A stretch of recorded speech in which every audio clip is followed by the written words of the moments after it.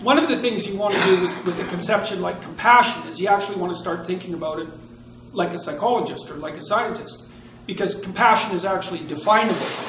And I think the easiest way to approach it is to think about it in big five terms, because it maps onto agreeableness.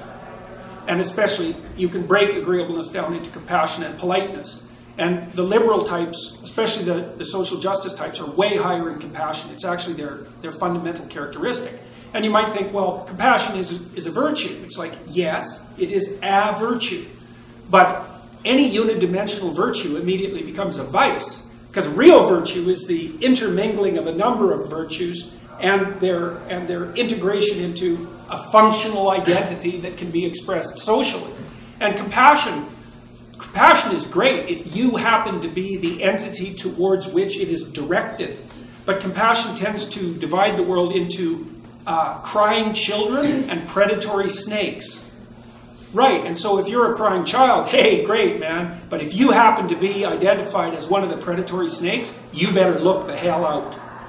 And so, compassion is what the mother grizzly bear feels for her cubs when she eats you because you got in the way.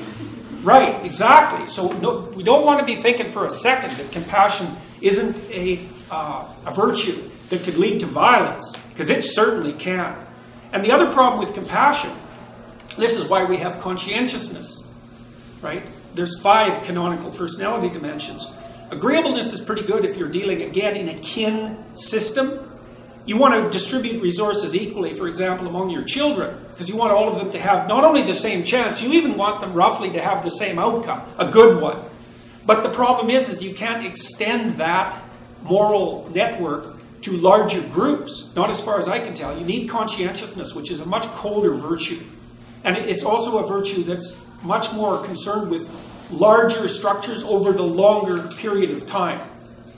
So, and you can think about conscientiousness as a form of compassion too. It's a strange form. It's like, straighten the hell up and work hard and your life will go well.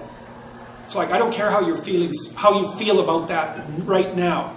And like someone who's cold, low in agreeableness, say, and high in conscientiousness, that's what they'll tell you every time. Don't come whining to me. I don't care about your hurt feelings. Do your goddamn job, or you're going to be out on the street. You think, oh, that person's being really hard on me. It's like, not necessarily. They might have your long-term best interest in mind. And you're fortunate if you come across someone who's, like, not tyrannically disagreeable, but moderately disagreeable and high in conscientiousness, because they'll whip you into shape. And that's really helpful. I mean, you'll admire people like that. You won't be able to help it. And you think, oh, wow, this person's actually giving me good information, even though, you feel like a slug after they've taken you apart.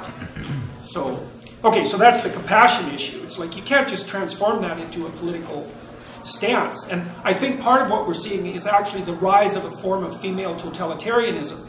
So we have no idea what totalitarianism would be like if women ran it, because that's never happened before in the history of the planet.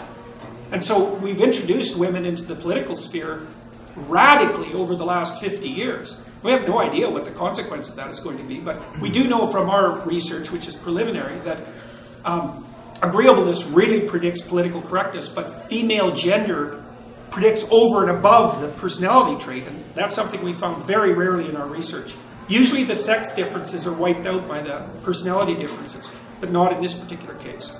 And then, women are getting married later, and they're having children much later, and they're having fewer of them. And so you also have to wonder what their feminine orientation is doing with itself in the interim, roughly speaking. And a lot of it's being expressed as political opinion. Like, fair enough, that's fine. But it's not fine when it starts to shut down discussion.